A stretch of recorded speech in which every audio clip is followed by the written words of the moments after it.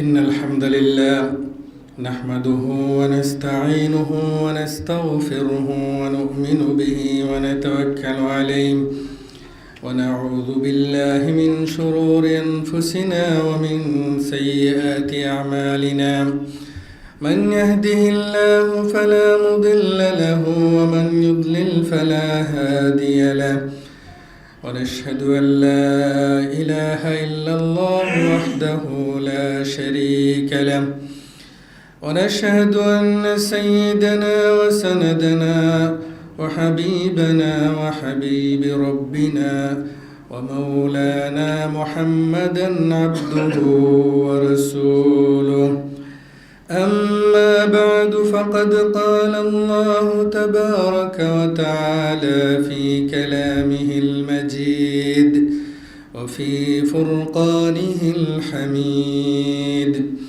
أعوذ بالله من الشيطان الرجيم بسم الله الرحمن الرحيم يا أيها الذين آمنوا كلوا من طيبات ما رزقناكم واشكروا لله إن كنتم هدي محمد صلى الله عليه وسلم وشر الأمور محدثاتها وكل محدثة بدعة وكل بدعة ضلالة وكل ضلالة في النار সমস্ত প্রশংসা মহান রব্বুল আলামিনের জন্য। দুরূদ সালাত সালাম বর্ষিত মুহাম্মদুর রাসূলুল্লাহ সাল্লাল্লাহু আলাইহি ওয়াসাল্লামের প্রতি। অতঃপর মহান রব্বুল আলামিনের শুকরিয়া জ্ঞাপন করছি যে মহান রব্বুল আলামিন আমাদেরকে আজকে এই পবিত্র জুমার দিনে পবিত্র জুমার সালাত আদায় করার উদ্দেশ্যে আল ইহসান মুহসিনিন ইসলামিক সেন্টারে একত্রিত হওয়ার তৌফিক দান করেছেন। তার জন্য মহান রব্বুল আলামিনের শুকরিয়া আদায় করছি, আলহামদুলিল্লাহ। আমাদের যে দিনী ভাই বোনেরা অনলাইনে আমাদেরকে দেখছেন, আমরা সকলেই মহান রব্বুল আলামিনের শুকরিয়া আদায় করি যে আল্লাহ সুবহানাহু ওয়া তাআলা আমাদেরকে দ্বীন শিখার উদ্দেশ্যে জুমার খুতবা শোনার জন্য তৌফিক দান করেছেন, আলহামদুলিল্লাহ। সম্মানিত মুসল্লিবৃন্দ, আল্লাহ সুবহানাহু ওয়া তাআলা মানুষ সৃষ্টি করেছেন একমাত্র তার ইবাদত করার জন্য। অর্থাৎ মানুষ সৃষ্টির মূল লক্ষ্যই হচ্ছে যে আল্লাহ সুবহানাহু ওয়া তাআলার ইবাদত করবে। এই জন্য আল্লাহ সুবহানাহু ওয়া তাআলা এই মানুষ জাতিকে এই পৃথিবীতে প্রেরণ করেছেন এবং তাদেরকে এই পৃথিবীকে মানুষের বসবাসের উপযোগী করে দিয়েছেন, যাতে করে তারা এখানে বসবাস করে তাদের নিত্য প্রয়োজনীয় প্রয়োজনগুলো মিটিয়ে তারা যেন আল্লাহর দেয়া নেয়ামত অনুভব করে, ভক্ষণ করে, তারা যেন আল্লাহ সুবহানাহু ওয়া তাআলার প্রশংসা করে এবং সব ক্ষেত্রে তারা যেন আল্লাহ সুবহানাহু ওয়া তাআলাকে একক হিসেবে মেনে আল্লাহ সুবহানাহু ওয়া তাআলার ইবাদত করে। এই জন্যই আল্লাহ সুবহানাহু ওয়া তাআলা মানব জাতিকে প্রেরণ করেছেন এবং তাদেরকে পৃথিবীতে বসবাস করে তাদের প্রয়োজনীয় যে খাদ্য শস্য রয়েছে, প্রয়োজন যেটা, সেটা আল্লাহ সুবহানাহু ওয়া তাআলা মিটাবার জন্য আল্লাহ সুবহানাহু ওয়া তাআলা দিক নির্দেশনা দিয়েছেন। এই জন্য আল্লাহ সুবহানাহু ওয়া তাআলা মানুষের দ্বীনি কলবের যে খাদ্য সেটা পূরণ করার জন্য আল্লাহ সুবহানাহু ওয়া তাআলা তার দ্বীন ইসলামকে মনোনীত করেছেন এবং যুগে যুগে আল্লাহ সুবহানাহু ওয়া তাআলা অসংখ্য অগণিত নবী রাসূল প্রেরণ করেছেন, যাতে করে মানুষজন সঠিক পথের মধ্যে থেকে, সঠিক বিশ্বাসী থেকে একমাত্র কেবলমাত্র আল্লাহ সুবহানাহু ওয়া তাআলার ইবাদত করে। তেমনি ভাবে নবী রাসূলদের মাধ্যমে আল্লাহ সুবহানাহু ওয়া তাআলা তার বান্দাদেরকে তার জীবিকা আহরণের জন্য, তার জন্য কোনটা হালাল এবং কোনটা হারাম, কি সে ভক্ষণ করবে আর কি সে পরিত্যাগ করবে, সেই বিষয়টি আল্লাহ সুবহানাহু ওয়া তাআলা স্পষ্টভাবে তার নবী রাসূলদের মাধ্যমে বর্ণনা করে দিয়েছেন। তেমনিভাবে আমাদের নবী মুহাম্মদুর রাসূলুল্লাহ সাল্লাল্লাহু আলাইহি ওয়াসাল্লামকে সর্বশেষ নবী হিসেবে আল্লাহ সুবহানাহু ওয়া তাআলা প্রেরণ করেছেন এবং সাথে সাথে দ্বীন ইসলামকে তার মনোনীত ধর্ম হিসাবে গ্রহণ করেছেন, এবং যার মাধ্যমে কোরআন এবং সুন্নাহর মাধ্যমে আল্লাহ রসুল সাল্লাল্লাহু আলাইহি ওয়াসাল্লামের উপরে অর্পিত যে দায়িত্ব ছিল সেই আল্লাহ সুবহানাহু ওয়া তাআলার বিধান মানুষের কাছে পৌঁছে দেয়া, সেই বিধানটি তিনি মানুষের কাছে পৌঁছে দিয়েছেন, যেটা তিনি বিদায় হজ্জের ভাষণে সাহাবীদেরকে সাক্ষী রেখে বলেছিলেন যে হে আমার সাহাবীরা, আমি তোমাদের উপরে আমি কি আল্লাহর দেয়া আমার দায়িত্ব, এই দায়িত্বটি আমি কি পরিপূর্ণভাবে আদায় করেছি? তখন সমস্বরে সাহাবায়ে কেরাম সম্মতি দিয়েছেন যে হে আল্লাহর রাসূল, আপনি অবশ্যই আপনার উপরে অর্পিত দায়িত্ব আপনি আদায় করেছেন। তারপরে রাসূলুল্লাহ সাল্লাল্লাহু আলাইহি ওয়াসাল্লাম আল্লাহ সুবহানাহু ওয়া তাআলাকে সাক্ষী রেখে বললেন যে হে আল্লাহ, আমি আমার উপরের দায়িত্বগুলো আমি পৌঁছে দিয়েছি, বাকিটুকু হচ্ছে তোমার কাছে।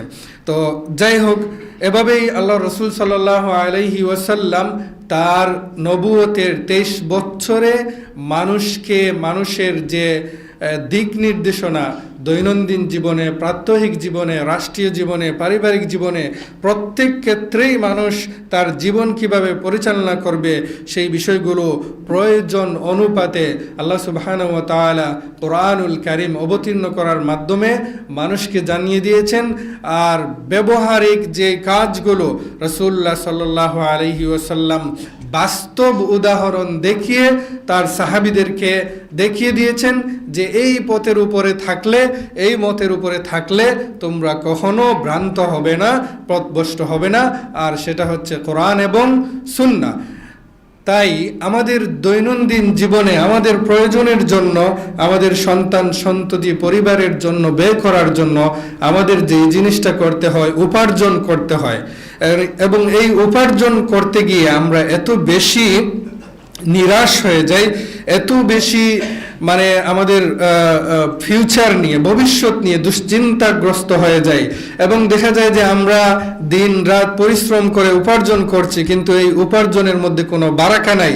দিন শেষে, মাস শেষে আমাকে আরো ধার দেনা করতে হয়। তাহলে এগুলোর কারণটা কি? আমি আমার জীবনের উপার্জনের মধ্যে কিভাবে বারাকা নিয়ে আসব, কিভাবে হালাল ইনকাম করব, সেই বিষয়টা আমাদের জানা জরুরি। এই জন্য আজকে আমাদের জুমার খুতবার বিষয়ে আমরা নির্ধারণ করেছি যে হালাল রিজিক, এবং হালাল রিজিক যদি আমরা গ্রহণ করি, হালাল যদি উপার্জন করি, তাহলে আমাদের জন্য উপকারটা কি? আর এই হালাল রিজিক যদি আমরা ভক্ষণ করতে পারি, তাহলে আমাদের এই হালাল রিজিকের মধ্যে কিভাবে আমরা বারাকা নিয়ে আসতে পারবো, সেই বিষয়গুলো সংক্ষেপে আলোচনা করার চেষ্টা করব। প্রথমত হচ্ছে, একজন মুসলমানের জন্য ওয়াজিব হচ্ছে সে হালাল ভক্ষণ করবে, হারামের দিকে সে যাবে না।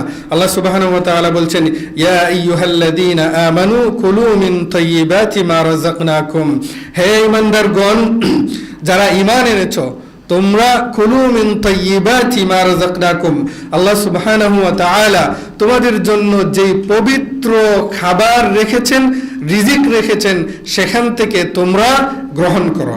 এখন রিজিক বলতে সাধারণত আমরা স্বাভাবিকভাবে বুঝি খাবার দাবার ইত্যাদি, চাল ডাল ইত্যাদি, এগুলো আমরা রিজিক বুঝি। আসলে রিজিক হচ্ছে মানুষের জীবনের প্রত্যেকটি কল্যাণকর বিষয়টাই হচ্ছে রিজিক। যদি আমরা বলি খাদ্যশস্য বা খাবারটা হচ্ছে এটা অন্যতম, এটা ছাড়া আমরা আসলে বাঁচতে পারি না। এই জন্য সাহাবায়ে কেরাম বলতেন যে আমরা আসলে বাঁচার জন্য খাই, খাওয়ার জন্য বাঁচি না। আর আমাদের অবস্থা হয়ে গেছে আমরা খাওয়ার জন্য বাঁচি, আমার সমস্ত ধ্যান জ্ঞান সব কিছু হচ্ছে আমি কিভাবে বেশি বেশি করে ইনকাম করব, বেশি বেশি করে আমার ইনকাম করে আমার দুনিয়ার যে সম্পদ সেটাকে আমি কিভাবে বৃদ্ধি করব, এই জন্য দিন রাত পরিশ্রম করতেছি, অথচ এর মধ্যে যে কোনো শান্তি নেই সেটা আমি কখনো অনুধাবন করতেছি না। এই জন্য আমাদেরকে হালাল রিজিক এবং পবিত্র রিজিক গ্রহণ করতে হবে। শুধু আল্লাহ সুবহানাহু ওয়া তাআলা এই কথা বলে থামেননি, তিনি বলছেন ওয়াশকুরু লিল্লাহ ইন কুনতুম ইয়াহু তা'বুদুন, তোমরা যদি প্রকৃতপক্ষে আল্লাহ সুবহানাহু ওয়া তাআলার ইবাদত করো তাহলে অবশ্যই তোমরা যে রিজিক প্রাপ্ত হবে সেই রিজিকের জন্য আল্লাহ সুবহানাহু ওয়া তাআলার শুকর আদায় করবে।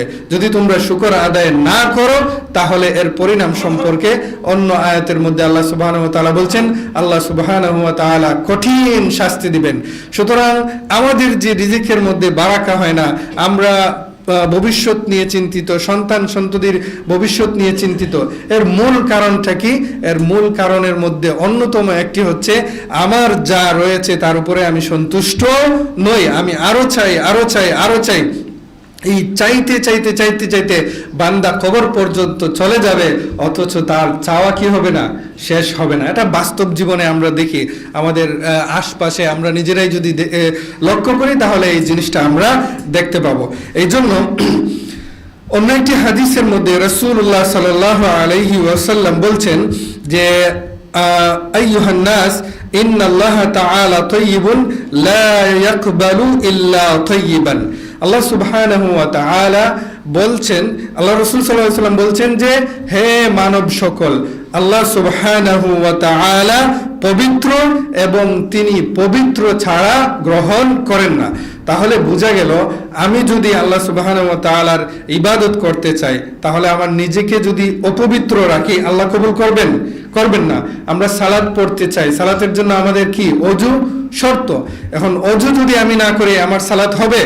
প্রয়োজনের তাগিদে আমি তায়াম্মুম করতে পারি, সেটা হচ্ছে মাহযুরাত, মানে এটা হচ্ছে অপারগতা, কিন্তু আসলটা কি? অজু করা, পবিত্র হওয়া। সুতরাং তেমনি ভাবে আমার অন্তরকে যদি আমি পবিত্র না করি, আমার অন্তরের মধ্যে যদি শিরিক থাকে, আল্লাহ কি কবুল করবেন? আল্লাহ সুবহানাহু ওয়া তাআলা কবুল করবেন না। তেমনি ভাবে আমি যখন আল্লাহ সুবহানাহু ওয়া তাআলার কাছে দোয়া করব, আহ্বান করব, কোনো কিছু চাইব, এই দোয়া চাওয়ার ক্ষেত্রে আমার যদি ইনকামটা, আমার যদি পোশাকটা, আমার যদি শরীরটা, আমার যদি মাংস, আমার শরীরের রক্ত যদি পবিত্র না হয়, হালাল যদি না হয়, তাহলে আল্লাহ কি কবুল করবেন? আল্লাহ কবুল করবেন না। এই জন্য আমাদের হালাল রিজিক অন্বেষণ করা অত্যন্ত জরুরি, অত্যন্ত তারপরে হালাল রিজিকের ব্যাপারে আল্লাহ সুবহানাহু ওয়া তাআলা যারা মুমিন বান্দা রয়েছে তাদেরকে নবী রাসূলদের কাতারে রেখে আল্লাহ সুবহানাহু ওয়া তাআলা নসিহত করতেছেন, উপদেশ দিচ্ছেন। আল্লাহ রাসূল সাল্লাল্লাহু আলাইহি ওয়াসাল্লাম এই হাদিসের মধ্যে বলছেন যে ওয়া ইন্নাল্লাহা আমারাল মুমিনিনা বিমা আমারা বিহিল মুরসালিন, অর্থাৎ রাসূলদেরকে আল্লাহ সুবহানাহু ওয়া তাআলা যেই নির্দেশটি দিয়েছিলেন সেই একই নির্দেশ তিনি মুমিন বান্দাদেরকে দিচ্ছেন। তাহলে এখান থেকে বোঝা গেল যারা হালাল রিজিক অন্বেষণ করবে, হালাল পথে চলবে, হালালভাবে তাদের জিন্দেগি অতিক্রম করবে, আল্লাহ সুবহানাহু ওয়া তাআলা তাদের মর্যাদা কি করবেন? বাড়িয়ে দিবেন। নবী রাসূলদেরকে যেখানে আল্লাহ নির্দেশ দিয়েছেন সেখানে মুমিন বান্দাদেরকে সাথে নিয়ে এসেছেন। তার মানে যারা হালালভাবে চলবে তাদের মর্যাদা আল্লাহ সুবহানাহু ওয়া তাআলার কাছে অনেক অনেক বেশি। তাহলে এই দলিলটা কি? আল্লাহ রাসূল সাল্লাল্লাহু আলাইহি ওয়াসাল্লাম তারপরে বলছেন যে ইয়া আইয়ুহার রুসুলু কুলু মিনাত তাইয়্যিবাত ওয়া আমালু সালিহা ইন্নী বিমা তা'মালুনা আলিম। আল্লাহ রাসূল সাল্লাল্লাহু আলাইহি ওয়াসাল্লাম পবিত্র কোরআনের এই আয়াতটি বলছেন যে ইয়া আইয়ুহার রুসুল, আল্লাহ তাআলা তার রাসূলদেরকে বলছেন হে রাসূলগণ, কুলু মিনাত তাইয়্যিবাত, তোমরা পবিত্র জিনিস থেকে কি করো? ভক্ষণ করো। ওয়া আমালু সালিহা, আর সাথে তার সাথে কি করো? সৎ আমল করো। তাহলে ইবাদতের পাশাপাশি আমাদেরকে কি করতে হবে? সৎ আমল করতে হবে। ওয়া আমালু সালিহা ইন্নী বিমা তা'মালুনা আলিম, আর তোমরা যা কিছু করো না কেন, যেই কাজটি করতেছো না কেন, যেই আমলটি করতেছো না করো, সেই বিষয়ে আল্লাহ সুবহানাহু ওয়া তাআলা অবগত রয়েছেন। সুতরাং এই জন্য আমাদেরকে হালাল রিজিকের জন্য চেষ্টা করতে হবে। তারপরে আল্লাহ রসুল সাল্লাল্লাহু আলাইহি ওয়াসাল্লাম ওই প্রথমে যে আয়াতটি বলেছিলাম, ইয়া আইয়ুহাল্লাযীনা আমানু কুলু মিন তাইয়্যিবাতি মা রাযাকনাকুম ওয়াশকুরু লিল্লাহি ইন কুনতুম ইয়্যাহু তা'বুদুন, এই আয়াত উল্লেখ করে তারপরে একজন ব্যক্তির উদাহরণ দিচ্ছেন যে একজন ব্যক্তি সে দোয়া করতেছে, যে দোয়ার কিছু আদব রয়েছে, এই আদবগুলো যদি কেউ মেনে চলে তাহলে আল্লাহ সুবহানাহু ওয়া তাআলা তার দোয়াটি কি করেন, কবুল করেন। তো আমরা দেখি হাদিসের মধ্যে কি বিষয়টি রয়েছে। একজন ব্যক্তি সফরের অবস্থায় রয়েছে, তাহলে আমরা জানি সফরের অবস্থায় যদি মুসাফির আল্লাহর কাছে দোয়া করে তাহলে আল্লাহ কি করেন, কবুল করেন। সে সফরে অনেক লম্বা সফরের মধ্যে রয়েছে, তো তার চুলগুলো হচ্ছে এলোমেলো, চেহারা ধুলায় দূষরিত এবং ক্লান্ত, এমত অবস্থায় সে আল্লাহ সুবহানাহু ওয়া তাআলার দিকে হাত তুলেছে। কোন দিকে? আসমানের দিকে হাত তুলেছে তার সাহায্যের জন্য, প্রয়োজনের জন্য।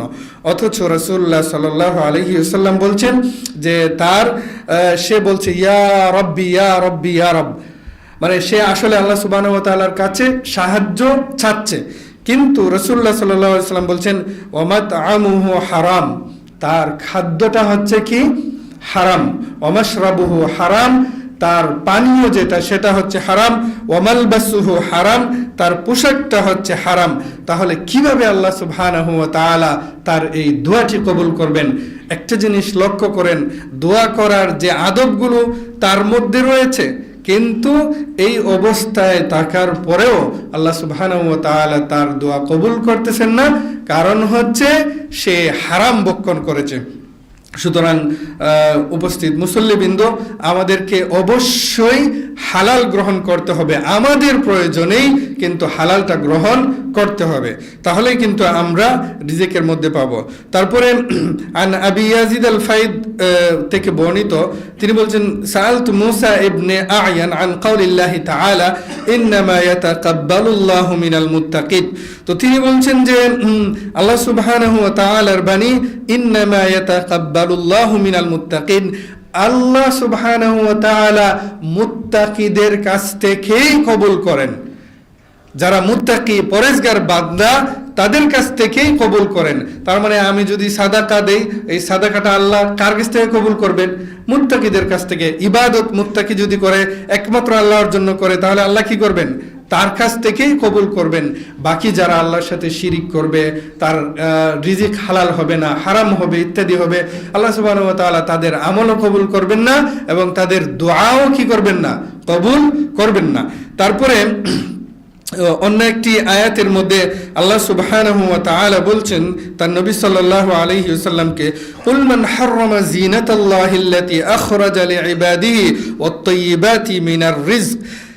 হে নবী, আপনি বলুন যে আল্লাহ সুবহানাহু ওয়া তাআলা দুনিয়ার সৌন্দর্যের জন্য যে পবিত্র রিজিক দিয়েছেন, পবিত্র জিনিস দিয়েছেন, সেই জিনিস থেকে কারা তার বান্দাদেরকে বাধা প্রদান করে? অর্থাৎ হালাল যে জিনিসটা রয়েছে, হালাল খাওয়া থেকে যদি কোনো মানুষ বাধা প্রদান করে, আল্লাহ সুবহানাহু ওয়া তাআলা এটাকে কি করেন? অপছন্দ করেন। কিন্তু হালালের মধ্যে যদি কারো শারীরিক অসুবিধা হয় তাহলে সে সেটা বাদ দিতে পারে, কিন্তু এটাকে অপছন্দ করা, এটাকে মানে অনেক মানুষ রয়েছে সমাজের মধ্যে রয়েছে, কেউ গরুর গোশত খায় না, ইত্যাদি খায় না, কিন্তু সে এটাকে ঘৃণা করে। কিন্তু একজন মুমিনের জন্য কোনো হালাল জিনিসকে ঘৃণা করার কোনো সুযোগ নাই, তার জন্য হারাম, কোনো হালাল জিনিসকে ঘৃণা করবে। কিন্তু যদি তার রুচি না হয় তাহলে সে সেটা খাবে না, সেটা গ্রহণ করবে না। তারপরে উনি যে আয়াতটি বলছিলেন ইন্নামা ইয়াতাকাব্বালুল্লাহু মিনাল মুত্তাকিন, তখন তাকে বলা হলো আসলে মুত্তাকি বলতে কাদেরকে বোঝানো হচ্ছে? তো তিনি বলছেন যে মুত্তাকি হচ্ছে তারা যারা হারামের মধ্যে পতিত হওয়ার ভয়ে হালাল জিনিসটা পরিত্যাগ করে, হারামের মধ্যে পতিত হয়ে যাওয়ার ভয়ে হালাল জিনিসটাকে কি করে? পরিত্যাগ করে। যেমন উদাহরণস্বরূপ যদি বলি, আমরা জানি বিবাহ অনুষ্ঠান যেটা, ওয়ালিমা অনুষ্ঠান যেটা, সেটাতে যাওয়া হচ্ছে সুন্নাহ বা ওয়াজিব। যদি দাওয়াতে, ওয়ালিমার দাওয়াতে যাওয়াটা হচ্ছে ওয়াজিব। তো আমি গেলাম, কিন্তু এমন একটা পরিবেশ ওখানে, মানে এটাকে ফ্রি মিক্সিং আছে, তো তো ওখানে যাওয়ার পরে আমরা একসাথে বসে, ইদানিং খুবই এটা দুঃখজনক, মুসলিম সমাজের মধ্যে বিভিন্ন সেন্টারের মধ্যে এই প্রচলনটা শুরু হয়েছে, নারী পুরুষ একসাথে বসে সবাই বসে খাওয়া। এটাকে তারা নতুন আধুনিকতা বলছে, অথচ এটা হচ্ছে ইসলামের মধ্যে সম্পূর্ণরূপে হারাম। কিন্তু আমার ওই ওলিমাতে যাওয়াটা হালাল না হারাম? হালাল। কিন্তু ওখানে যাওয়ার পরে যে আমি হারামের মধ্যে পতিত হব, তার জন্য এখান থেকে আমি বেঁচে যদি থেকে যাই, তাহলে আমি কিসের পরিচয় দিলাম? মুত্তাকির পরিচয় দিলাম। এভাবে আরো যদি আমরা সমাজের অনেক জিনিসের সাথে যদি আমরা মিলাই, তাহলে দেখতে পাবো যে হালাল জিনিস আমার জন্য হালাল রয়েছে, জায়েজ রয়েছে, কিন্তু ওই হালাল জিনিসটা করতে গিয়ে আমার হারামের মধ্যে পতিত হওয়ার কি রয়েছে? সম্ভাবনা রয়েছে। সুতরাং আমি এটা থেকে যদি বেঁচে থাকতে পারি, তাহলে কি হবে? আমি মুত্তাকিদের অন্তর্ভুক্ত হতে পারবো। সুতরাং এই জন্য আমাদের হালাল রিজিক হালালভাবে বেঁচে থাকার জন্য চেষ্টা করতে হবে। সম্মানিত দ্বীনি ভাই বোনেরা, উপস্থিত মুসল্লিবৃন্দ, আমরা এই সমাজের মধ্যে মানুষদের মধ্যে 4 ধরনের মানুষ পাই। অর্থাৎ একজন মানুষ এই 4টা ধরনের যে কোনো একটার মধ্যে সে পড়বেই। তাহলে প্রথম প্রকার যেই মানুষগুলো আমরা পাই, সেটা হচ্ছে সে হারাম ইনকাম করে এবং হারাম পথে ব্যয় করে। হারাম এবং মুসলিম, কিন্তু হারাম ইনকাম করে এবং সে হারাম পথে কি করে? ব্যয় করে। এটা হচ্ছে এক ধরনের মুসলিম আমরা সমাজের মধ্যে পাই। দ্বিতীয় যেটা, সেটা হচ্ছে যে এমন মুসলিম সে হারাম ইনকাম করে কিন্তু হালাল পথে ব্যয় করে। কি করে? হারাম ভাবে, তার ইনকাম সম্পূর্ণ হারাম, কিন্তু একটা মসজিদ করে দিচ্ছে, একটা মাদ্রাসা করে দিচ্ছে, একটা ইয়া করে দিচ্ছে, কিন্তু এটাতে তার কোনো উপকার নাই, তার কোনো উপকার হবে না। তারপরে আরেকটা ধরনের মানুষ আমরা পাই, যেটা হচ্ছে যেই মানুষগুলো হালাল ইনকাম করে। কি করে? হালাল ইনকাম করে, কিন্তু সে ব্যয় করে কোন পথে? হারাম পথে। যেমন মনে করেন শীতের সিজন, এখন মানুষজন দুটাই চলে, ওয়াজ মাহফিল চলে এবং গানের অনুষ্ঠানও চলে, কনসার্ট চলে। তো একজন মানুষ যেখানে ওয়াজ হচ্ছে, আল্লাহর দ্বীন প্রচার হচ্ছে, যেখানে তাওহীদ এবং সুন্নাহর কথা বলা হচ্ছে, শিরিক বিদআতের প্রচার নয়, তাওহীদ এবং সুন্নাহর প্রচার যেখানে হচ্ছে, সেখানে যদি কোনো মানুষ দান করে, তাহলে তার ইনকামটাও হালাল আর তার দানটাও হালাল, তাহলে তার কি হবে? উপকার হবে। কিন্তু একজন মানুষ তার ইনকাম হালাল, কিন্তু সে ওই কনসার্ট বা ওই হারাম কাজের মধ্যে ব্যয় করতেছে, তাহলে তার ওই হারাম কাজে ব্যয় করা তার জন্য কি নিয়ে আসবে? বিপদ নিয়ে আসবে। পরকালীন জীবনে, ইহকালীন এবং পরকালীন জীবনে তার জন্য কি নিয়ে আসবে? বিপদ নিয়ে আসবে। এটা হচ্ছে 3 নাম্বার। তাহলে 4 নাম্বার যেই ধরনের মানুষ আমাদের সমাজের মধ্যে রয়েছে, তারা হচ্ছে এমন মানুষ যাদের ইনকামও হালাল এবং তাদের ব্যয়টাও কি? হালাল। ব্যয় করার পূর্বে সে ভালোভাবে গভীরভাবে চিন্তা করবে, আমি যে 1 টাকা ব্যয় করতেছি, এটা কার জন্য ব্যয় করতেছি? আমার এই টাকাটা ব্যয় করার পরে একজনকে দিলে সেই এই টাকাটা হালাল কাজে ব্যয় করবে না হারাম কাজে ব্যয় করবে, এটা আমি চিন্তা ভাবনা করে তাকে দিচ্ছি। আমার সন্তানকে যখন দিচ্ছি, তখন আমি চিন্তা করতেছি আমার সন্তান হালাল কাজে ব্যয় করতেছে না হারাম কাজে ব্যয় করতেছে, এটা আমাকে দেখতে হবে। আমার স্ত্রীকে যখন দিচ্ছি, তখন আমাকে চিন্তা করতে হবে আমার ইনকাম হালাল, আমার ইনকাম হালাল, আমি কেন আমার এই টাকা হারাম কাজে ব্যয় করব? আমি এত পরিশ্রম করে হালাল ইনকাম করতেছি। এটা আমরা কতজন চিন্তা করি? মানে সন্তানরা চায়, স্ত্রীরা চায়, কিন্তু দেই আমরা, কিন্তু ব্যয় করতেছে কোন জায়গায়, সেটা কি আমরা সবাই লক্ষ্য করি? লক্ষ্য করি না। সুতরাং এক ধরনের হারাম কাজে আমি নিজে সম্পৃক্ত হয়ে যাচ্ছি আমার গাফিলতির কারণে। সুতরাং এই 4 ধরনের মানুষের মধ্যে ওই মানুষই হচ্ছে শ্রেষ্ঠ, যার ইনকাম হালাল এবং যার ব্যয় করাটাও কি? হালাল। আর সর্বোত্তম ব্যয় যেটা, সেটা হচ্ছে সে তার পরিবারের জন্য, তার স্ত্রী সন্তানদের জন্য ব্যয় করবে। আমাদের সমাজে কিছু মানুষ পাওয়া যায়, স্ত্রী সন্তানদেরকে ভুকা রেখে বিভিন্ন আত্মীয় স্বজন ইত্যাদি সবাইকে দিয়ে খুশি রাখতেছে, অথচ তার স্ত্রী সন্তানরা তারা চাচ্ছে, তাদের প্রয়োজন সে মিটাচ্ছে না। এরকম সমাজের মধ্যেও কিছু মানুষ রয়েছে। কিন্তু এটা প্রিয় ভাইরা, এটা ঠিক নয়। আল্লাহ রসুল সাল্লাল্লাহু আলাইহি ওয়াসাল্লাম বলেছেন, সবচেয়ে বেশি হকদার হচ্ছে তার স্ত্রী এবং সন্তানরা ব্যয় করার জন্য, তারপরে হচ্ছে মা বাবার জন্য ইহসান করা, ব্যয় করা। সর্বপ্রথম যে জিনিসটা ব্যয় করার ক্ষেত্রে এখানে ভুল বোঝাবুঝি হবে না। ব্যয় করার ক্ষেত্রে প্রথম ব্যয় কার জন্য? স্ত্রী সন্তানদের জন্য। আর ইহসানের ক্ষেত্রে সবচাইতে প্রথম কে? মা বাবা, তাদের জন্য আমাদেরকে ইহসান করতে হবে। অথচ দেখা যায় মানে আমাদের সমাজের মধ্যে মা বাবার প্রতি কোনো দয়া নাই। ওই পাশের বাড়ির চাচা চাচি বা ইত্যাদি ওই পীরের কাছে গিয়ে, ওখানে গিয়ে ইত্যাদিতে গিয়ে মানুষজন তার সম্পদ দিচ্ছে, অথচ মা বাবার জন্য একটা ফল নিয়ে আসবে, একটা কিছু নিয়ে আসবে মা বাবার জন্য, সেটা নিয়ে আসে না। এটা হচ্ছে মানে অন্তর পরিশুদ্ধ নয়, অন্তরের মধ্যে রোগ রয়েছে, যার কারণে মানুষজন এই জিনিসগুলো করে। তারপরে তাহলে আমরা সংক্ষেপে একটু বললাম যে আমি হালাল যে ব্যয়টা করব, কোন জায়গায় করব এবং কিভাবে করব, কাদের জন্য করব। আমাদের সন্তানদের জন্য আমরা ব্যয় করব ইনশাআল্লাহ।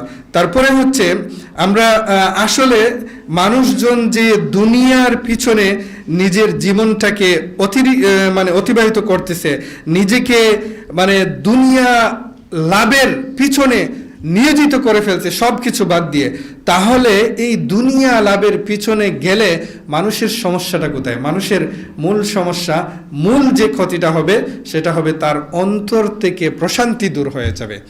এই জন্য আল্লাহ রসুল সাল্লাল্লাহু আলাইহি ওয়াসাল্লাম বলছেন যে মানুষের যে সম্পদ যেটা, সেটা দুনিয়ার যে আরাদ মানে বস্তু যেটা রয়েছে, গাড়ি বাড়ি ইত্যাদি সম্পদ রয়েছে, এটা আসলে মানুষের মূলত সম্পদ নয়।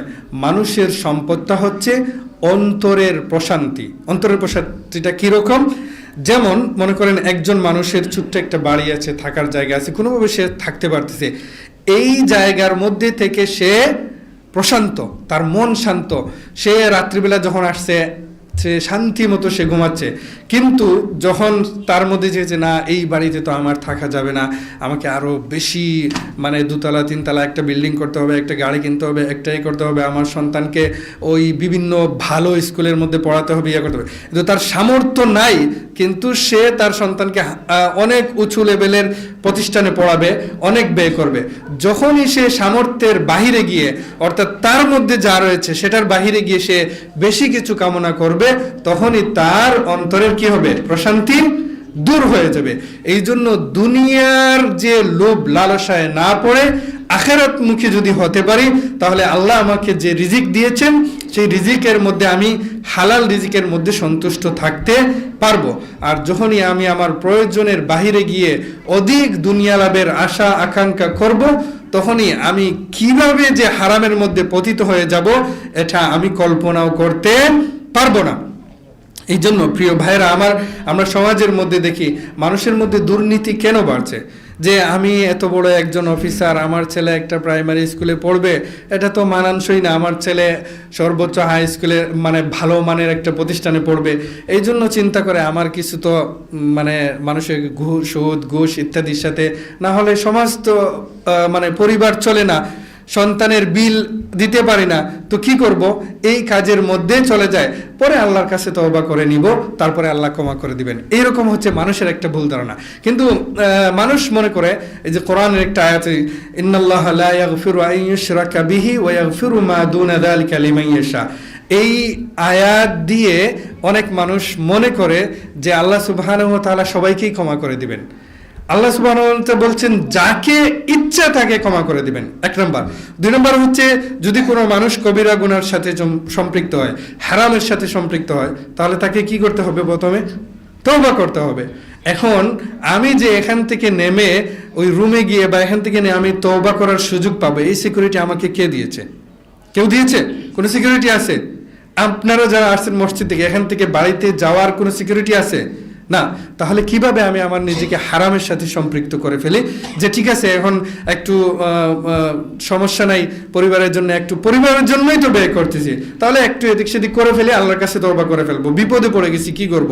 স্ট্যাটাস রক্ষা করতে হবে। এই জন্য মানুষজন এই হারামের মধ্যে পতিত হয়। সুতরাং এই হারাম থেকে আমাদেরকে অবশ্যই ফিরে আসতে হবে। আল্লাহ সুবহানাহু ওয়া তাআলা যেন আমাদেরকে হারাম থেকে বেঁচে থাকার তৌফিক দান করেন। আল্লাহুম্মা আগনিনা বিহালালিকা আন হারামিক ওয়া আগনিনা বিফadlika আম্মান সিওয়াক। বারাকাল্লাহু লানা ওয়া লাকুম ফিল কুরআনিল আযীম ওয়া নাফা'না ওয়া ইয়্যাকুম মিনাল আয়াতি ওয়াজ যিকরিল হাকীম। আকুলু মা সামি'তুম ওয়া আস্তাগফিরুল্লাহ লি ওয়া লাকুম ওয়া লিসাইরিল মুসলিমিন ফাস্তাগফিরু ইন্নাহু হুয়াল গফুরুর রহিম।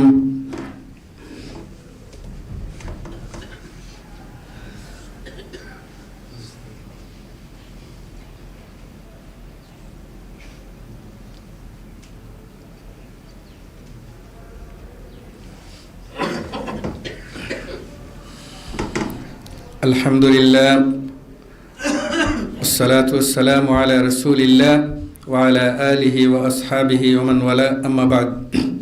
সম্মানিত উপস্থিত দ্বীনি ভাইয়েরা, আমরা এতক্ষণ আলোচনা করেছিলাম যে আমরা হালাল রিজিক কিভাবে উপার্জন করব এবং কোন কোন জায়গায় আমরা ব্যয় করব, ব্যয় করলে আমাদের রিজিকটা হালালভাবে হবে। তো এখন কথা হচ্ছে যে আমরা অনেক সময় প্রশ্নের সম্মুখীন হই যে আমি তো পরিশ্রম করতেছি, আমার কিন্তু এই রিজিকের মধ্যে কোনো বারাকা পাচ্ছি না। আমার তো ইনকাম হচ্ছে, আগে 10,000 টাকা ইনকাম করতাম, এখন 20,000 টাকা ইনকাম করি, কিন্তু তারপরেও যেমন রিজিকের মধ্যে বারাকা হচ্ছে না। তাহলে এই রিজিকের বারাকাটা কিভাবে আসবে? আমরা আমাদের যা রয়েছে তাতে সন্তুষ্ট থেকে আমরা আমাদের প্রাত্যহিক জীবনের যে প্রয়োজনগুলো কিভাবে মিটাবো, এটার মধ্যে কিভাবে আমরা সন্তুষ্ট থাকব, এই জন্য আমাদেরকে কিছু কাজ করতে হবে। যদি এই কাজগুলো করি তাহলে আল্লাহ সুবহানাহু ওয়া তাআলা আমাদের রিজিকের মধ্যে কি দিবেন? বারাকা দিবেন, এবং আমরা আমাদের রিজিকের মধ্যে কি থাকব? সন্তুষ্টি পাব। এই জন্য প্রিয় ভাইরা আমার, আমি সংক্ষেপে 10টি বিষয়ে আপনাদের সামনে তুলে ধরব। এই 10টি বিষয় যদি আমরা মনোযোগ সহকারে শুনি এবং আমাদের নিজেদের জীবনে, আমার জীবনে এবং আপনাদের জীবনে যদি বাস্তবায়ন করেন, আশা করা যায় আল্লাহ সুবহানাহু ওয়া তাআলা আমাদের এই রিজিকের যে তাড়না রয়েছে, রিজিকের বারাকা রয়েছে, এই বারাকাটা আমরা আল্লাহ সুবহানাহু ওয়া তাআলার কাছ থেকে পাবো। তাহলে প্রথমেই আমাদেরকে যে কাজটি করতে হবে সেই কাজটি হচ্ছে ইস্তিগফার করতে হবে। আমাদেরকে ইস্তিগফার করতে হবে আল্লাহ সুবহানাহু ওয়া তাআলার কাছে। ইস্তিগফার কেন? কারণ হচ্ছে আল্লাহ সুবহানাহু ওয়া তাআলা যারা ইস্তিগফার করে, যারা আল্লাহর কাছে ক্ষমা প্রার্থনা করে, আল্লাহ সুবহানাহু ওয়া তাআলা তাদেরকে ভালোবাসেন, পছন্দ করেন। বান্দা আল্লাহ সুবহানাহু ওয়া তাআলা তাকে ইচ্ছা দিয়েছেন, অনেক সময় হয়তো শয়তানের ওয়াসওয়াসাতে পড়ে নফসের প্রবৃত্তির অনুসরণ করে সে হয়তো পাপের মধ্যে লিপ্ত হয়ে যেতে পারে। এই জন্য আল্লাহ সুবহানাহু ওয়া তাআলার কাছে কি করবে? ক্ষমা প্রার্থনা করবে। আর ক্ষমা প্রার্থনা করলে আল্লাহ সুবহানাহু ওয়া তাআলা তার রিজিক বাড়িয়ে দিবেন। আল্লাহ সুবহানাহু ওয়া তাআলা বলছেন, ফাকুলতু আস্তাগফিরু রাব্বাকুম ইন্নাহু কানা গাফফারা ইউরসিলিস সামাআ আলাইকুম মিদরারা ওয়া ইউমদিদকুম বিআমওয়ালিন ওয়া বানিনা ওয়া ইয়াজআল লাকুম জান্নাতিন ওয়া ইয়াজআল লাকুম আনহারা। আল্লাহ সুবহানাহু ওয়া তাআলা বলছেন, হে নবী, আপনি বলে দিন ইস্তাগফিরু রাব্বাকুম, তোমার রবের কি করো? ক্ষমা প্রার্থনা করো। ইন্নাহু কানা গাফফারা, নিশ্চয়ই তিনি হচ্ছেন ক্ষমাশীল।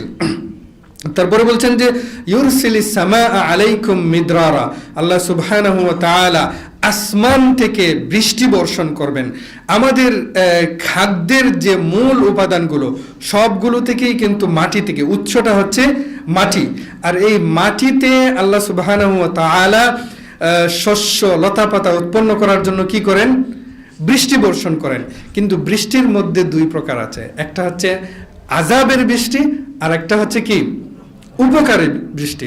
তো আল্লাহ সুবহানাহু ওয়া তাআলা বলছেন ইউরসিলিস সামাআ আলাইকুম মিদরারা, আল্লাহ সুবহানাহু ওয়া তাআলা আসমান থেকে উপকারী বৃষ্টি বর্ষণ করবেন। তাহলে কি হবে? দুনিয়া লতা পাতায় ভরে যাবে এবং মানুষের জন্য রিজিক তৈরি হবে, হালাল রিজিক তৈরি হবে। তারপর ওয়ায়ুমদিদকুম বিআমওয়ালিন ওয়া বানিন ওয়া ইয়াজআল লাকুম জান্নাতিন ওয়া ইয়াজআল লাকুম আনহারা। আল্লাহ সুবহানাহু ওয়া তাআলা তারপরে বলছেন তোমাদের সন্তান এবং সম্পদ দিয়ে আল্লাহ সুবহানাহু ওয়া তাআলা তোমাদেরকে কি করবেন? সন্তুষ্ট করবেন, পরিপূর্ণ করে দিবেন। সুতরাং এখান থেকে বোঝা যাচ্ছে যে আমাদেরকে যদি আমরা ইস্তিগফার করি, তাওবা করি, তাহলে আল্লাহ সুবহানাহু ওয়া তাআলা আমাদেরকে কি করবেন? রিজিক দান করবেন। প্রিয় ভাইরা আমার, তারপরে আল্লাহ সুবহানাহু ওয়া তাআলার কাছে আমরা তওবা করব। যদি আমরা তওবা করি তাহলে আল্লাহ সুবহানাহু ওয়া তাআলা আমাদের রিজিক বৃদ্ধি করে দিবেন। 2 নম্বরে যে বিষয়টা, সেটা হচ্ছে আমাদেরকে আল্লাহ সুবহানাহু ওয়া তাআলার উপরে তাওয়াক্কুল করতে হবে। যদি আমাদের তাওয়াক্কুল থাকে তাহলে আল্লাহ সুবহানাহু ওয়া তাআলা আমাদের রিজিকের মধ্যে কি দিবেন? বারাকা দিবেন, বরকত দিবেন, এবং এটা রিজিক বৃদ্ধিরও একটা কারণ। আল্লাহ রাসূল সাল্লাল্লাহু আলাইহি ওয়াসাল্লাম বলছেন যে লাউ আন্নাকুম তাওয়াক্কুলুনা আলাল্লাহ হাক্কা তাওয়াক্কুলি লারাযাকাকুম কামা ইয়ারযুকুত তায়র। আল্লাহ রাসূল সাল্লাল্লাহু আলাইহি ওয়াসাল্লাম বলছেন, তোমরা যদি সত্যিকার অর্থেই আল্লাহ সুবহানাহু ওয়া তাআলার উপরে তাওয়াক্কুল করো তাহলে আল্লাহ সুবহানাহু ওয়া তাআলা তোমাদেরকে রিজিক দান করবেন যেভাবে তিনি পাখিদেরকে রিজিক দান করেন। আচ্ছা, সকালবেলা যখন পাখি বের হয় তখন সে কি জানে যে তার রিজিক কোন জায়গায় রয়েছে? কিন্তু সন্ধ্যাবেলা যখন সে ফিরে আসে সে কি ক্ষুধার্ত ফিরে আসে না পরিতৃপ্ত হয়ে ফিরে আসে? পরিতৃপ্ত হয়ে ফিরে আসে। তেমনিভাবে আমরা যদি আল্লাহ সুবহানাহু ওয়া তাআলার উপরে তাওয়াক্কুল করি তাহলে আল্লাহ সুবহানাহু ওয়া তাআলা আমাদের রিজিক বৃদ্ধি করে দিবেন। প্রিয় ভাইরা আমার, তারপরে আমাদেরকে যেই কাজটি করতে হবে সেটা হচ্ছে আমাদেরকে আল্লাহ সুবহানাহু ওয়া তাআলার ইবাদতে আমাদেরকে নিয়োজিত করতে হবে। এখন আমাদের অবস্থা হয়ে গেছে, আমরা রিজিকের জন্য সময় ব্যয় করি আর রিজিক অন্বেষণের উপার্জনের ফাঁকে ফাঁকে আমরা ইবাদত করি। মূলত কি হওয়া উচিত ছিল? ইবাদতের ফাঁকে ফাঁকে রিজিক অন্বেষণ করা। আল্লাহ সুবহানাহু ওয়া তাআলা কোরআন কারীমের অন্য আয়াতের মধ্যে বলছেন, যখন তোমরা সালাত থেকে ফারেগ হবে, সালাতটা তোমাদের শেষ হবে, তখন তোমরা দুনিয়ার মধ্যে বেড়াও, ওখান থেকে তোমাদের রিজিকটা কি করো? তালাশ করো। অথচ আমরা দেখা যায় রিজিকের জন্য সালাতের কোনো নাই, মানে আমার ওয়াক্ত মতো সালাত আদায় করা আমার উপরে হচ্ছে ওয়াজিব, ফরজ, আমি আদায় করব, কিন্তু দেখা যাচ্ছে আমার রিজিকের জন্য আমার সালাদটাকে পিছিয়ে দিচ্ছি। অথচ আমি কি করা উচিত ছিল? আমার সালাদটা সময় মতো আদায় করে তারপরে রিজিকের জন্য কাজ করা। এই জন্য আমাদের আল্লাহ সুবহানাহু ওয়া তাআলার ইবাদতে আমাদেরকে মনোযোগী হতে হবে। আল্লাহ সুবহানাহু ওয়া তাআলা বলছেন যে হাদিসে কুদসির মধ্যে যে ইয়া আদম, হে আদম সন্তান, তুমি তাফাররাগ লিইবাদাতি, তুমি আমার ইবাদতের মধ্যে নিজেকে নিয়োজিত করো। তাহলে যদি আমার ইবাদতের মধ্যে তুমি নিজেকে নিয়োজিত করো তাহলে তোমার উপকারটা কি? তোমার উপকারটা হচ্ছে আমি তোমার অন্তরকে সম্পদ দিয়ে পরিপূর্ণ করে দিব। তাহলে আগে যেটা বলছিলাম, দুনিয়ার যে সম্পদ রয়েছে, গাড়ি বাড়ি ইত্যাদি, এগুলো আসল সম্পদ নয়। মূল সম্পদটা কি? অন্তরের সন্তুষ্টি বা প্রশান্তি। তাহলে এই জিনিসটা যদি হয়, আল্লাহর ইবাদতে যদি আমি আমার নিজেকে নিয়োজিত রাখতে পারি, তাহলে আল্লাহ সুবহানাহু ওয়া তাআলা আমার অন্তরটাকে কি করবেন? পরিপূর্ণ করে দিবেন। কি দিয়ে? সম্পদ দিয়ে। আর যদি আমি তার পরিণাম দেখেন, যদি আমি এই কাজ না করি, অর্থাৎ আল্লাহর ইবাদতে আমার নিজেকে নিয়োজিত না করি, তাহলে কি হবে? আল্লাহ সুবহানাহু ওয়া তাআলা দুনিয়ার ব্যস্ততা দিয়ে আমার হাত পরিপূর্ণ করে দিবেন। এমন অবস্থা হবে, আমি আগে 5 ওয়াক্ত সালাত পড়তাম, এখন 3 ওয়াক্ত, তারপরে কি হবে? 2 ওয়াক্ত, তারপর দিনের পর দিন চলে যাচ্ছে জুমার সালাত, তারপরে জুমার সালাত এসে ঈদের সালাত, এরকম মানুষের অবস্থাটা হয়ে যাচ্ছে। সুতরাং এই জন্য ইবাদতের মধ্যে যদি আমরা নিয়োজিত থাকি, আল্লাহ আমাদেরকে ধন সম্পদ দিয়ে পরিপূর্ণ করবেন। আর যদি আল্লাহর ইবাদত থেকে বিমুখ হয়ে যায়, আল্লাহ সুবহানাহু ওয়া তাআলা আমাদেরকে দুনিয়াতে ব্যস্ত করে দিবেন। সম্মানিত মুসল্লিবৃন্দ, আল্লাহ সুবহানাহু ওয়া তাআলার অন্যতম 2টি বিধান হচ্ছে হজ এবং উমরা। এই হজ এবং উমরার ফজিলতের মধ্যে একটা ফজিলত হচ্ছে যে যদি কোনো মানুষ হজ এবং উমরা করে, মানে একবার করেছে আবার করতেছে, আল্লাহ তাকে সামর্থ্য দিয়েছে, একবার করতেছে আবার করতেছে, তো এখানে স্বাভাবিকভাবে বাহ্যিকভাবে দেখা যায় যে অনেক সম্পদ খরচ হচ্ছে, ব্যয় হচ্ছে, কিন্তু আল্লাহ সুবহানাহু ওয়া তাআলা বলছেন যে কেউ যদি এক উমরা থেকে আরেক উমরাতে যদি অনুসরণ করে, হজ করছে আবার হজ করে, তাহলে আল্লাহ সুবহানাহু ওয়া তাআলা তার পাপ ক্ষমা করে দিবেন এবং তাকে কখনো দরিদ্র করবেন না। তাহলে দরিদ্রতা থেকে বেঁচে থাকার জন্য আমাদের যাদের সামর্থ্য রয়েছে আমরা হজ এবং উমরা করব ইনশাআল্লাহ। তারপরে সবচেয়ে গুরুত্বপূর্ণ বিষয়। এখন আমাদের যে রিজিকের মধ্যে বারাকা হয় না, এর অন্যতম একটা কারণ হচ্ছে আমরা রক্তের যে সম্বন্ধ রয়েছে, বন্ধন রয়েছে, এটা আমরা ছিন্ন করে ফেলতেছি।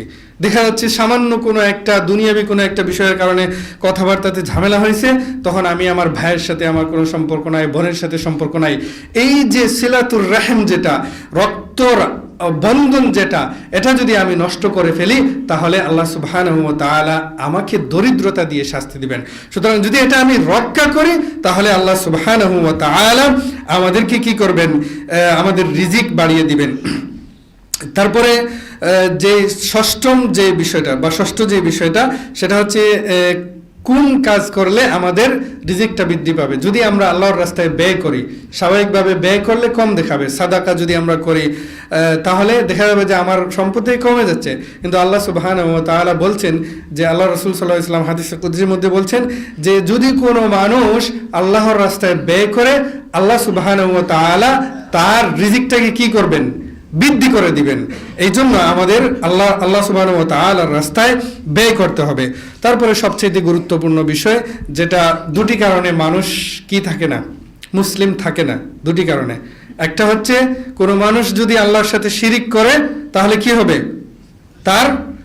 সে আর মুসলিম থাকবে না। আরেকটি কারণ হচ্ছে, যেটা সম্পর্কে আমাদের অনেক মানুষই গাফেল, যেটা হচ্ছে সালাত পরিত্যাগ করা। কোনো মানুষ যদি সালাত পরিত্যাগ করে, তাহলে সে মুসলিম থাকতে পারে না। রাসূলুল্লাহ সাল্লাল্লাহু আলাইহি ওয়াসাল্লাম বলছেন, মান তারাকা সালাতা মুতাআম্মিদান ফাকাদ কাফারা, যে ইচ্ছাকৃতভাবে সালাত পরিত্যাগ করলো, সে কুফরি করলো, অর্থাৎ তার অবস্থাটা কুফরির অবস্থায় চলে গেল।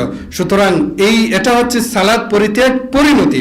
কিন্তু সালাত পড়লে কি হবে, আল্লাহ সুবহানাহু ওয়া তাআলা বলছেন যে, ওয়া'মুর আহলাকা বিস-সালাতি ওয়াসতাবির আলাইহা লা নাসআলুকা রিজকা নাহনু নারযুকুক ওয়াল আকিবাতু লিত-তাকওয়া। আল্লাহ সুবহানাহু ওয়া তাআলা বলছেন যে, তোমার পরিবারকে তুমি সালাতের নির্দেশ দাও এবং এর উপরে অবিচল থাকার জন্য নির্দেশ দাও। তারপরে বলছেন লা নাসআলুকা রিজকা, আল্লাহ বলছেন তোমাদের কাছ থেকে আমি রিজিক চাই না, নাহনু নারযুকুক, আমরাই তোমাদেরকে কি করব, রিজিক দিব। এখানে আমরা বলতে আল্লাহ সুবহানাহু ওয়া তাআলা তার মর্যাদা দিয়ে আমরা নাহনু শব্দটি ব্যবহার করেছেন। তার মানে নাহনু মানে এটা নয় যে আল্লাহ অনেকজন রয়েছেন, এটা নয়। আল্লাহ সুবহানাহু ওয়া তাআলার মর্যাদা বোঝানোর জন্য, সম্মান বোঝানোর জন্য এখানে নাহনু ব্যবহার হয়েছে। এবং তিনি বলছেন নাহনু নারযুকুক, আমরাই তোমাদেরকে রিজিক দান করি, ওয়াল আকিবাতু লিত-তাকওয়া, আর মুত্তাকিদের জন্যই হচ্ছে ফলাফল বা সফলতা। তো এই জন্য আমাদেরকে সালাতের প্রতি কি করতে হবে। তারপরে প্রিয় ভাইরা আমার, আমাদেরকে যেই কাজটি করতে হবে, সেটা হচ্ছে আল্লাহ সুবহানাহু ওয়া তাআলা আমাদের যেই রিজিকটা দিয়েছেন, সন্তান দিয়েছেন, স্ত্রী দিয়েছেন, আমাদের হালাল ইনকাম দিয়েছেন, এগুলোর জন্য আমরা আল্লাহ সুবহানাহু ওয়া তাআলার শুকরিয়া আদায় করব। যদি আমরা শুকরিয়া আদায় করি, আল্লাহ সুবহানাহু ওয়া তাআলা আমাদের কি করবেন, রিজিক বৃদ্ধি করে দিবেন। আল্লাহ সুবহানাহু ওয়া তাআলা বলছেন, লা ইন শাকারতুম লা আযীদান্নাকুম, যদি তোমরা শুকরিয়া আদায় করো, অর্থাৎ আমার নিয়ামতের যদি শুকরিয়া আদায় করো, তাহলে আমি কি করব, তোমাদের রিজিকটা বাড়িয়ে দিব। এই জন্য আমাদের যা রয়েছে তার উপরে সন্তুষ্ট থেকেই আমরা আল্লাহ সুবহানাহু ওয়া তাআলার শুকরিয়া আদায় করব। তারপরে 9 নম্বরে যে বিষয়টা আমরা বলবো, সেটা হচ্ছে যে আগে যেটা বলছিলাম, আমাদের ইনকামটা, উপার্জনটা যাতে হালাল হয়। যদি হালাল না হয়, তাহলে আমাদের কোনো কিছুই আল্লাহ সুবহানাহু ওয়া তাআলা কি করবেন না, কবুল করবেন না। আর হালাল ইনকামের মধ্যে একটা বারাকা রয়েছে। কি রয়েছে? একটি বারাকা রয়েছে। সুতরাং আমরা হালাল ইনকাম করার চেষ্টা করব। আর সবশেষে যে বিষয়টি, সেটা হচ্ছে যে আত-তাবকির ফি তালাবির রিজক, অর্থাৎ সকাল সকাল উপার্জন করার জন্য বের হওয়া। আর আমাদের অবস্থাটা হয়ে গেছে এখন বিপরীত। আমরা এখন 11টা 12টা 1টা 2টা, না হলে রাত্রি 12টা 1টা 2টা পর্যন্ত ইনকামের জন্য নিজে ব্যয় করতেছি। অথচ রাসূলুল্লাহ সাল্লাল্লাহু আলাইহি ওয়াসাল্লাম দোয়া করেছেন যে, আল্লাহ আমার উম্মতের সকালের কাজের মধ্যে তুমি কি করো, বরকত দান করো, বারাকা দান করো। অথচ আপনি যদি আমার নিজের জীবনে 1 সপ্তাহ আপনি প্র্যাকটিক্যাল জীবনে দেখেন যে আপনার জীবনের অনেক কিছু চেঞ্জ হয়ে যাবে যদি সকাল সকাল কাজ শুরু করে দেয়। কোরআন তিলাওয়াত, কোরআন হিফজ, ইবাদত, তারপরে ইনকাম, যা কিছু আছে সব কিছুতে কি করবেন, বারাকা পাবেন। আল্লাহ সুবহানাহু ওয়া তাআলা আমাদেরকে যেন এই বারাকা দান করেন, হালাল ইনকাম করার তৌফিক দান করেন। সম্মানিত উপস্থিত দ্বীনি ভাইয়েরা এবং যারা আমাদেরকে অনলাইনে দেখছেন, আমাদের আল ইহসান মসজিদ এখানে সহিহ সুন্নাহ ভিত্তিক সঠিক আকীদা প্রচার এবং প্রসারের জন্য কাজ করে যাচ্ছে। নতুনভাবে মসজিদটি তৈরি হয়েছে, মসজিদের অনেক কাজ, অনেক কিছুর প্রয়োজন। তো এই প্রয়োজনে আপনারা পাশে আছেন। এই জন্য সবচেয়ে গুরুত্বপূর্ণ বিষয় হচ্ছে যে মাসিক সাদাকা একটা প্রতিষ্ঠানের একটা মূল ভিত্তি হয়ে দাঁড়ায়। আমরা যদি মাসিক দাতা সদস্য সংগ্রহ চলছে, আমরা যারা এখনো দাতা সদস্য হতে পারিনি, আমরা মাসিক একটা দাতা সদস্য হওয়ার চেষ্টা করি, আর এটাই হয়তো আমার নাজাতের উসিলা হয়ে যেতে পারে। আল্লাহ সুবহানাহু ওয়া তাআলা এটার মাধ্যমে হয়তো আমাকে পরকালীন জীবনে মুক্তি দিয়ে দিতে পারেন। দ্বিতীয়ত হচ্ছে যে স্বাভাবিক যে সাদাকাগুলো রয়েছে, বিভিন্ন কার্যক্রমের জন্য সাদাকার প্রয়োজন হয়, দানের প্রয়োজন হয়। তো আপনারা আপনাদের সামর্থ্য অনুযায়ী সর্বোচ্চ চেষ্টা করবেন যে এই মসজিদটাকে দাঁড় করানোর জন্য, এই মসজিদটা যাতে অত্র অঞ্চলের দাওয়া সালাফিয়া তথা সহিহ সুন্নাহ সহিহ আকীদা ভিত্তিক দাওয়াত, শিরক বিদআত মুক্ত দাওয়াত যাতে মানুষের কাছে পৌঁছাতে পারে, মানুষদেরকে মানুষের গোলামি থেকে, মানুষদেরকে কবরের গোলামি থেকে একমাত্র আল্লাহ সুবহানাহু ওয়া তাআলার ইবাদতের দিকে যাতে মানুষকে আহ্বান করতে পারে, এজন্য আমাদের সকলের সাহায্য সহযোগিতা প্রয়োজন। আমরা সামর্থ্য অনুযায়ী চেষ্টা করব, আল্লাহ যেন আমাদেরকে সেই তৌফিক দান করেন। সম্মানিত মুসল্লিবৃন্দ, আরেকটি বিষয় যেটা, সেটা হচ্ছে জ্ঞান অর্জন। আমরা বক্তব্য, খুতবা ইত্যাদি দেখে শুনি, কিন্তু এটা দিয়ে আমার মূল ভিত্তিটা তৈরি হয় না। মূল ভিত্তির জন্য আমার একাডেমিক পড়ার প্রয়োজন, মূল ভিত্তির জন্য ইসলামী সমাজ ব্যবস্থা প্রতিষ্ঠার জন্য আমাদের আলেম প্রয়োজন। আলেম ছাড়া কোনো সমাজ কখনো পরিবর্তন হয়নি এবং হবেও না। কেননা আল্লাহ সুবহানাহু ওয়া তাআলা কোরআনুল কারীমের মধ্যে বলছেন, ইন্নামা ইয়াখশাল্লাহা মিন ইবাদিহিল উলামা। আলেম যারা, তারাই প্রকৃতপক্ষে কি করে? আল্লাহ সুবহানাহু ওয়া তাআলাকে ভয় করে। আলেমরাই তো আমাদেরকে শিরক এবং বিদআত থেকে সতর্ক করবে, তাই না? আমাদের কাছে তো আর নবী রাসূল আসবেন না, কিয়ামত পর্যন্ত আলেমরাই এই দায়িত্ব পালন করবে। সুতরাং আলেম তৈরির জন্য আমাদের যে প্রতিষ্ঠানগুলো রয়েছে, আল ইহসান মাদ্রাসার হিফজ বিভাগে ভর্তি চলছে। আমরা আমাদের সন্তানদেরকে হিফজের মধ্যে ভর্তি করাবো এবং সর্বপ্রথম কোরআন শিক্ষা দিব। কোরআনের মাধ্যমেই এবং হাদিসের মাধ্যমেই কিন্তু আমরা দ্বীনের জ্ঞান অর্জন করতে পারবো, এবং তারাই একসময় আমাদের সমাজের মধ্যে শিরক এবং বেদাতের বিরুদ্ধে তারা দাঁড়াবে। সাথে সাথে মক্তবেও ফ্রি শিক্ষা রয়েছে। আপনাদের যাদের সন্তান রয়েছে আশপাশে, আপনারা আল ইহসান এখানে মক্তবের মধ্যে দিবেন। ইনশাআল্লাহ তারা সহিহ সুন্নাহ এবং সঠিক আকীদা ভিত্তিক তারা জ্ঞান অর্জন করবে, যেটাতে শিরক এবং বিদআতের সম্পৃক্ততা থাকবে না। আপনারা আপনাদের সন্তানদেরকে এই মক্তবে ভর্তি করাবেন। তারপরে আপনাদের জন্য একটি ঘোষণা হচ্ছে যে আপনারা অবশ্যই অবগত আছেন যে আজকে আত-তাকওয়া মসজিদ ইসলামিক সেন্টারের কনফারেন্স চলতেছে। এখানে আমাদের বড় বড় আলেমরা আসবেন, ডক্টর সাইফুল্লাহ, ডক্টর আবু বকর জাকারিয়া এবং সাইফুদ্দিন বেলাল মাদানী সহ, আব্দুল্লাহ বিন আব্দুর রাজ্জাক সহ আরও আলেমরা। আজকের খতিব ডক্টর শেখ হারুন হুসাইন, উনি আলোচনা পেশ করবেন। আপনাদের সকলের দাওয়াত, আপনারা আত-তাকওয়ার এই কনফারেন্সে অংশগ্রহণ করবেন। এছাড়াও আমাদের আরও দুটি কনফারেন্স রয়েছে, যেটা হচ্ছে কুলাউড়াতে মসজিদ আত-তাওহীদের তত্ত্বাবধানে উদ্যোগে একটি সম্মেলন হচ্ছে 3 তারিখে, জানুয়ারির 3 তারিখে। সেই সম্মেলনেও আপনাদের যাদের সুযোগ হবে আপনারা সেখানে অংশগ্রহণ করবেন।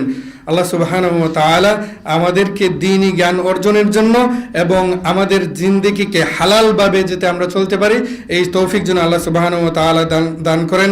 ওয়া আখির দাওয়ানা আলহামদুলিল্লাহি রাব্বিল আলামিন। ইন্নাল হামদালিল্লাহ। اللهم صل وسلم وبارك على نبينا محمد وعلى آله وأصحابه أجمعين.